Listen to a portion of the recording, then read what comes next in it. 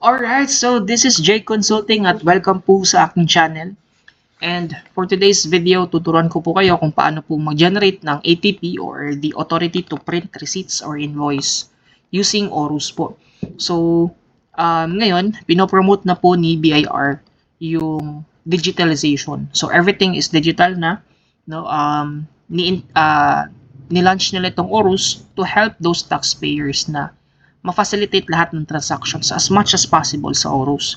So, I just want to help you about this matter, no? Kung ikaw po ay isang business owner and nagbabalak po na mag-print po ng resibo, no? So, applicable po ito kapag ikaw ay new registrant, no? Kapag ikaw po ay bagong register sa BIR, and those existing business owners na malapit na maubos yung resibo nila. So, hindi po basta-basta kasi na pupunta ka lang sa printing press and then, okay, gusto ko mag-print ng ganitong resibo.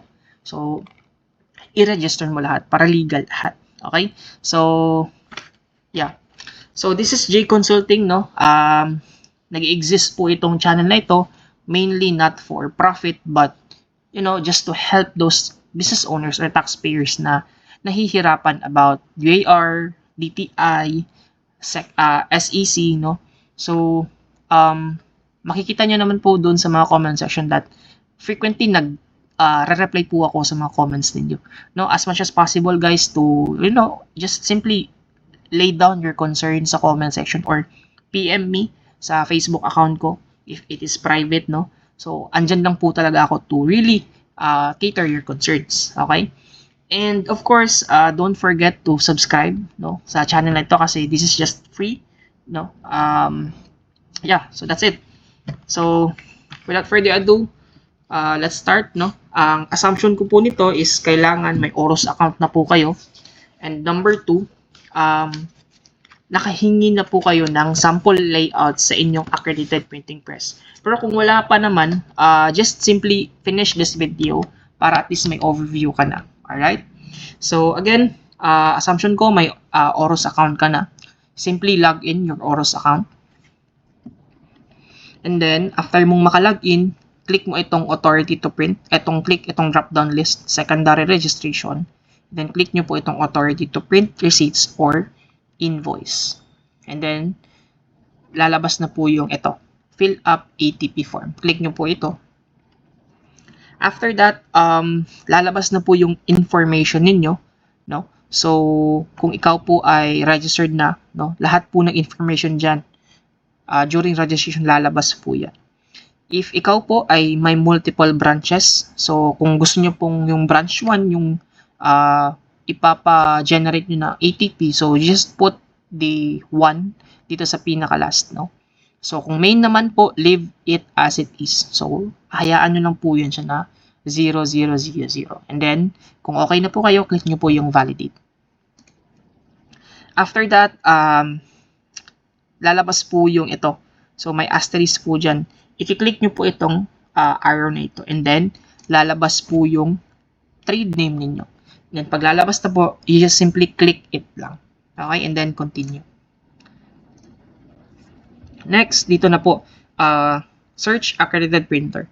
So, ang suggestion ko po is, again, to have a sample layout, no? Bago ka po mag-generate ng ATP. Kasi, dun po lahat talaga nakalagay. So, kailangan yung printing press niyo is accredited, no, ng BIR. Alright? So, makikita nyo naman po doon sa information ng inyong sample invoice or sample layout. Okay, just simply click it and then lalabas po yung dashboard na ito. So, you have the option, printer name, TIN, or RDO code. So, pwedeng TIN, mas specific kasi ito. So, nandun lang yung talaga lahat sa sample invoice, yung information regarding the accredited printing press. Okay? And, ang ginagawa ko naman is RDO code. So, pag i-click nyo yan, and then just simply put the RDO code, depende kung ang RDO ninyo is 100,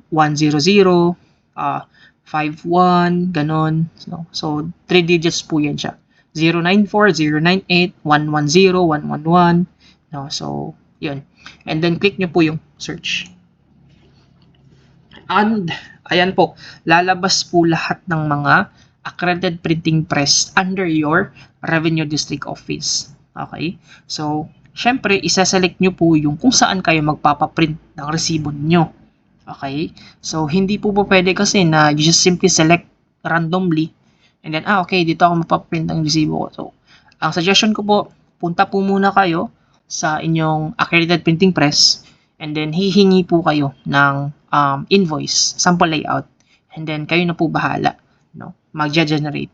So, ganun po siya. And then, kung nakapili na po kayo, kung yung specific accredited printing press, select lang po.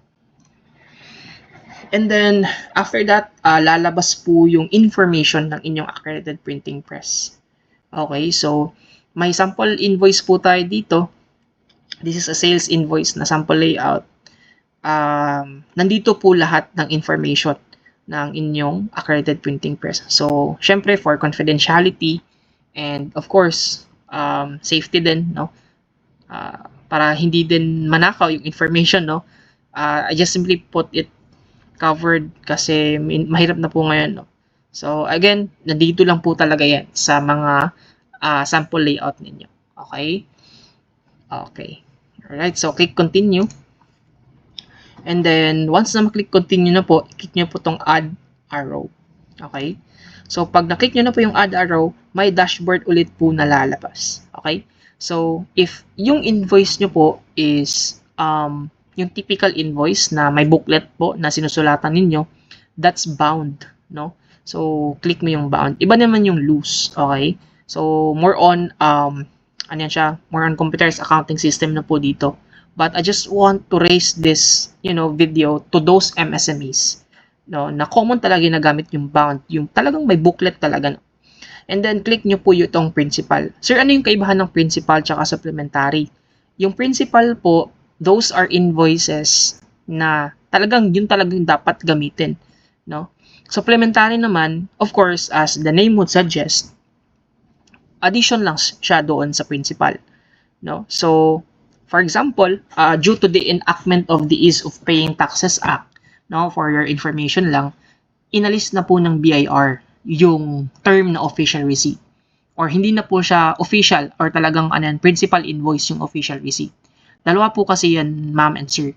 No, we have sales in those, di ba pag sabihin po natin kasi na gross sales, meaning invoice po yung ginagamit niyo. Pero pag sabihin natin gross receipts, official receipt po yung ginagamit niyo. Yun po yung dating rule. Pero ngayon, ang ginawa po ng BIR is ni-uniform niya po lahat-lahat. So, whether services po yung ina-render ninyo, gross sales na po yung term. And because of that, invoice na po yung principal ninyo na resibo na gagamitin.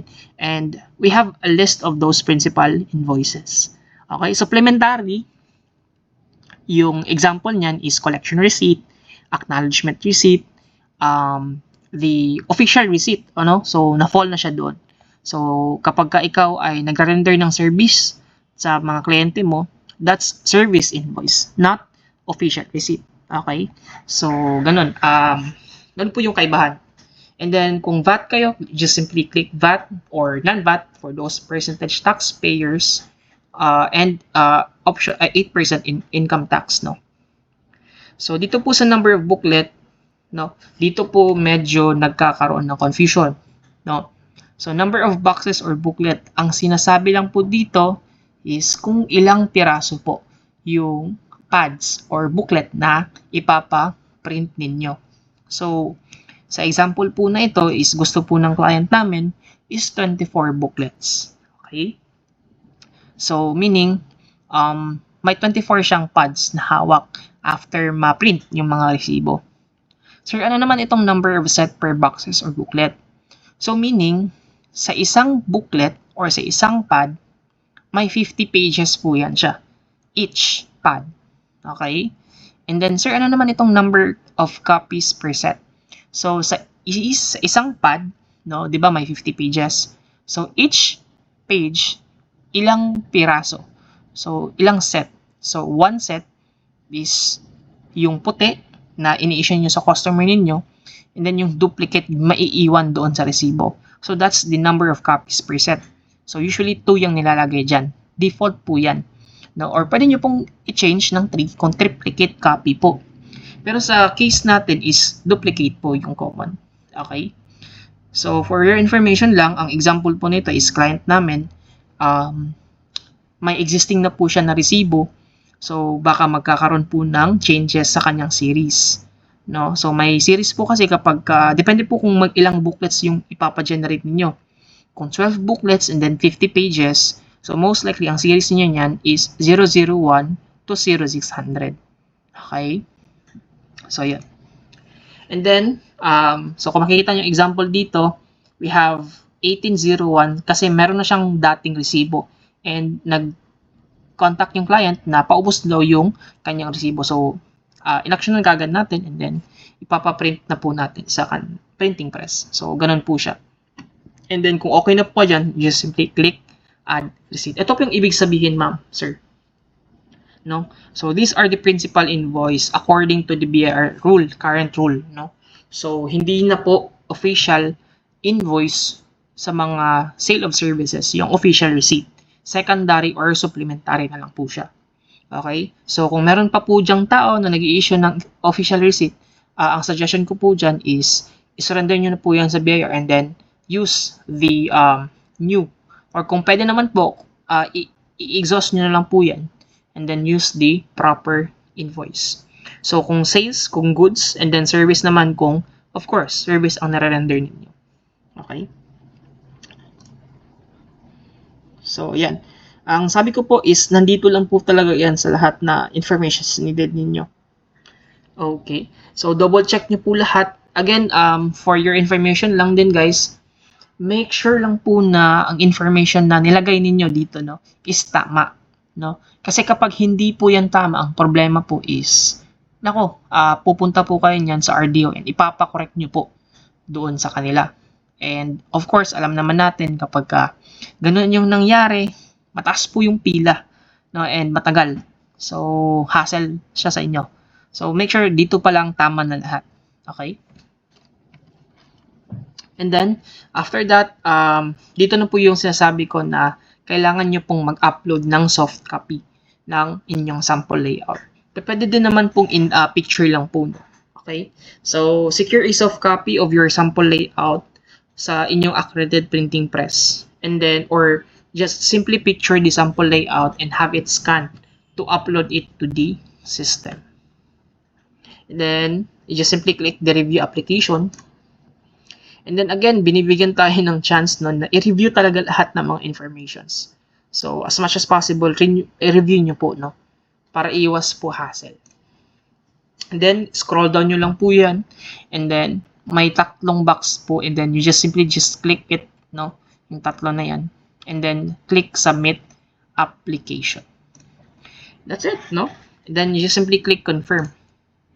And then, pag na-click nyo po yung confirm, i-redirect po kayo nyan doon sa profile account niyo. And then, sa profile account niyo, scroll down nyo lang po yan siya. Okay? And then, ang mangyayari nyan is makikita nyo na po yung pinaka-recent na file. No? So, just simply click it and then download. Kung makikita nyo itong my number 2, that's the old one. So, ito na po yung bago. Okay? After that, ida-download yan. And then, ito na po yung itsura ng authority to print. Okay? So, ang mangyayari niyan, ma'am, sir, ibibigay nyo po yan doon sa printing press. Okay? So, sila na po bahala niyan. Alam na po yan nila. Okay? So, that's it, no? For this video. Medyo natagalan lang tayo unti, no? But this is just, ang promise ko talaga is as much as possible, detailed siya and mas easier siya maintindihan. Kasi minsan may maraming bookkeeper, no, na gusto talagang turuan kayo but gine-gatekeep nila. Of course, gets ko naman yun kasi mawawalan sila ng trabaho. So, pero just simply release the information. Free lang din naman siya. So, guys, I just want to ask for help to really grow this channel, no, to reach more business owners, taxpayers na nahihirapan about BIR, DTI, SEC, and other compliance pa, no, na isang business owner. So guys, if you have any questions, no, any questions, no, just lay it down sa comment section natin and I'll try my best to answer it. Okay? And if you have any personal concerns, no, nahihiya kayong i-share it sa ating YouTube channel, pwede niyo po akong PM sa aking Facebook account. Okay? So, yun guys. Ask lang din po ako kung ano pong mga suggestions niyo for our content, no? At least man lang, ma-share ko yung mga knowledge ko about this. Sige guys, thank you so much and yan, kita-kits sa next video. Bye!